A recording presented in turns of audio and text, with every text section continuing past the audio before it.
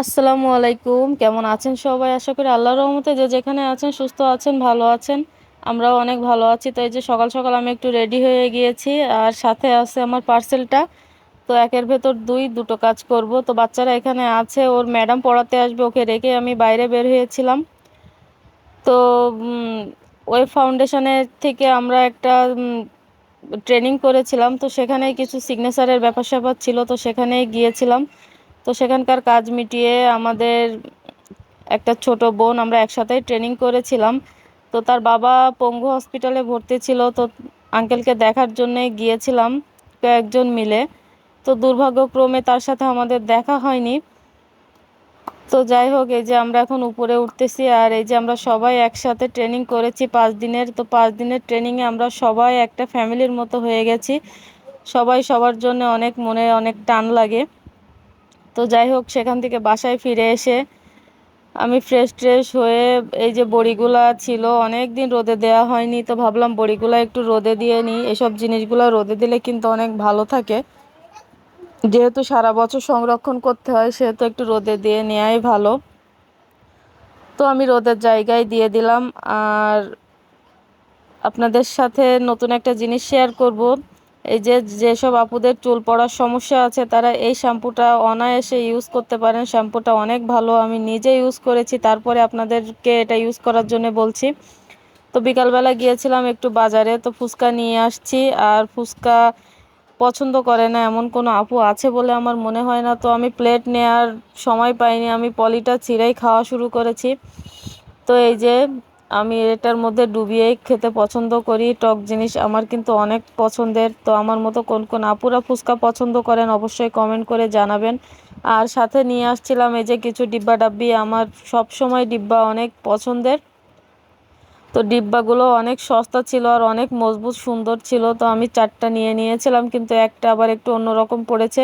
তো পরে গিয়ে সেটা চেঞ্জ করে আমি আরও 4টা ডিব্বা নিয়ে এসেছি। আর এখানে হারপিক, লুডুস, তেল, ম্যাগির মশলা, লবণ, টুকটাক এইসব জিনিসগুলো নিয়ে আসছিলাম। পেঁয়াজ, রসুন, একটা আটা, এগুলাই নিয়ে আসছি। তো যাই হোক, বাজার করতে কিন্তু আমার ভালোই লাগে, খারাপ লাগে না। আমি অনেক বাজার করতে ভালোবাসি, আর আমি বাজারটা করতেও পারি ভালো। তো আমি নতুন ডিব্বা নিয়ে আসছি, তাতে কিছু ঢালবো না তা তো হয় না। তো সব মশলাগুলো আমি নতুন ডিব্বার মধ্যে ঢেলে নেব। তো পড়ে যাচ্ছিল, তো মেয়েকে বললাম যে চামচটা একটু উঠাও, আমি এগুলো ঢেলে নিই। তো নতুন ডিব্বায় সব কিছু গুছিয়ে রাখবো। আমার এরকম নতুন নতুন জিনিস কিনতে ভালো লাগে। এক জিনিস বেশি দিন ইউজ করতে ভালো লাগে না। আমি একটু পাল্টায় পাল্টায় জিনিস ব্যবহার করতে পছন্দ করি। আর এখানে এই যে হলুদটা ঢালবো এবার, কিন্তু মুখাটা কিছুতেই খুলতে পারতেছিলাম না। আর আমার সামনে সব বসে আছে আমার বিচ্ছু বাহিনী। আমার যেটা কাজের জিনিস তাদেরও সেটা কাজের জিনিস, তো তাদেরও একটা করে সংসার হলে ভালো হয়। তো যাই হোক, আমি গুঁড়া মশলা এই যে কি বলে গুঁড়া ঝালটাও ঢেলে নিলাম। আর মেয়ে মুখটা লাগিয়ে নিচ্ছে। আর এবার হলুদ গুঁড়া ঢালার পালা। তো হলুদটাও ঢেলে নেব। ডিব্বাগুলোতে সব যখন গুছিয়ে রেখেছিলাম অনেক সুন্দর লাগতেছিল। তো নেক্সট ভিডিওতে অবশ্যই সেটা আপনাদের সাথে শেয়ার করব। আর আজকে সারাদিন অনেক হাঁটাহাঁটি হয়েছে, শরীরটা অনেক ক্লান্ত। তো যাই হোক, রান্না বাড়াও তো করা লাগবে, তাই না? তো আবার বাইরে গিয়ে যখন আমি ডিব্বা কিনতে গিয়েছিলাম, তো মেয়ে নিল কি একটা পানির বোতল। কারণ আগের দিন বড়টা ছোটটার জন্য নিয়ে আসছিলাম, ওর জন্য আনিনি। তো যাই হোক, এই যে এটা আমার দইয়ের পাত্র।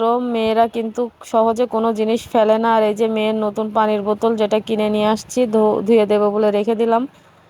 তো আমি কিন্তু দইয়ের পাত্রটা ডলে ডলে ঘষে ঘষে খুব সুন্দর করে পরিষ্কার করে নিয়েছি। হয়তো কিছুদিন রান্নাঘরে ইউজ করব, তারপরে আবার গাছ টাছ লাগাবো, এরকম কিছু আমি এরকমই। তো এই যে 5 পিস মাছ শুধু দুপুরের মতো ভুনা করে নিচ্ছিলাম। আর ওর বাবা বলল যে রাতে ইলিশ মাছ ভাজা খেতে মনে চেয়েছে তার, তো তার জন্য সেটাই করব। আর এই যে 5 পিস মাছ আমি সুন্দর করে গামাখা গামাখা করে ভুনা করে নেব। তো কে কে মাছ ভুনা খেতে পছন্দ করেন সেটাও কিন্তু জানাবেন। আর আমার ভিডিওগুলো আপনাদের ভালো লাগলে অবশ্যই লাইক, কমেন্ট, শেয়ার করবেন। কোনো মতামত থাকলে সেটাও আমাকে কমেন্ট বক্সে জানাবেন। তো আজকের ভিডিওটা কিন্তু এই পর্যন্ত, আর বেশি বড় করব না। সবাই ভালো থাকবেন, সুস্থ থাকবেন, আমাদের জন্য দোয়া করবেন, আর অবশ্যই আমার দাদির জন্য দোয়া করবেন।